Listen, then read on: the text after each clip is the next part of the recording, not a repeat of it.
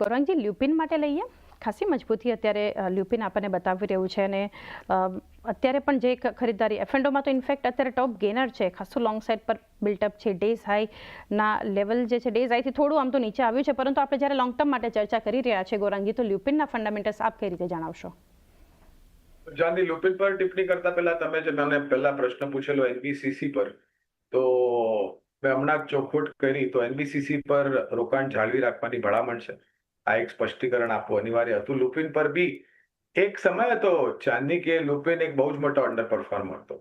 કોવિડના સમયમાં પણ તમે જો આખું ફાર્મા બ્રહ્માંડ જે છે એ સારું રીતે પ્રદર્શન કરી રહ્યું હતું, ત્યારે લ્યુપિન છે અને બાયોકોન જેવી જે બે કંપનીઓ છે એ અંડર પરફોર્મ કરી રહ્યા હતા. પણ ત્યારબાદ કારોબારમાં રણનીતિ બદલીને અને ભારતમાં તો કામકાજમાં સુધાર થયો છે, પણ જે એક્સપોર્ટ માર્કેટ છે, ખાસ કરીને યુએસ માર્કેટ, એમાં બી બહુ જ મોટો સુધાર થયો છે. તો લ્યુપિનમાં બી રોકાણ જાળવી રાખવાની ભલામણ છે, જો તમારે તમારું રોકાણ લાંબા ગાળા માટે.